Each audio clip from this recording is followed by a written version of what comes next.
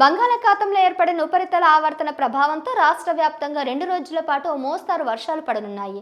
ఉత్తరాంధ్ర, ఉత్తర కోస్తా జిల్లాలో ఓ మోస్తారుగా, దక్షిణ కోస్తా, రాయలసీమ జిల్లాలో తేలికపాటి వర్షాలు పడడానికి అవకాశాలున్నాయి. నైరుతి రుతుపవనాలు కేరళ తీరాన్ని తాకిన సమయంలో రాష్ట్రంలో మోస్తారు నుంచి భారీ వర్షాలు నమోదైన విషయం తెలిసింది.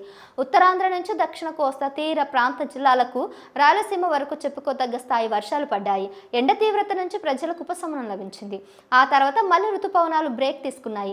వాటి కదలికలు మందగించాయి. ఫలితంగా ఎండ తీవ్రత మళ్లీ మొదలుకొచ్చింది. 40 డిగ్రీలకు పైగా ఎండ తీవ్రత కనిపించింది. వేడిగాలులు వీచాయి. ఉక్కపోతతో జనం ఉక్కిరి బిక్కిరి అవుతున్నారు. నడివేసవి పరిస్థితులను చవి చూశారు. ఇప్పుడు ఇదే పరిస్థితి నుంచి ఉపశమనం లభించనుంది. బంగాళాఖాతంలో ఏర్పడిన ఉపరితల ఆవర్తనం ప్రభావంతో నేడు రేపు రాష్ట్రంలో పలుచోట్ల భారీ వర్షాలు పడే అవకాశం ఉందని ఏపీ విపత్తు నిర్వహణ సంస్థ వెల్లడించింది. ఈదురుగాలులు వీస్తాయని, అక్కడక్కడ పిడుగులు పడే అవకాశం ఉందని కూడా తెలుపుతున్నారు.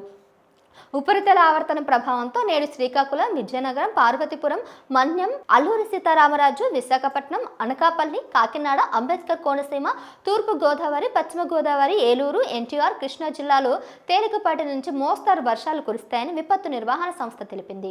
మిగతా జిల్లాలో గుంటూరు, బాపట్ల, పల్నాడు, ప్రకాశం, నెల్లూరు, కర్నూలు, నంద్యాల, అనంతపురం, శ్రీ సత్యసాయి, పుట్టపర్తి, తిరుపతి, చిత్తూరు, కడప, అన్నమయ్య, రాయచోటి జిల్లాలో అక్కడక్కడ తేలికపాటి వర్షాలు కురిసే అవకాశం ఉంది.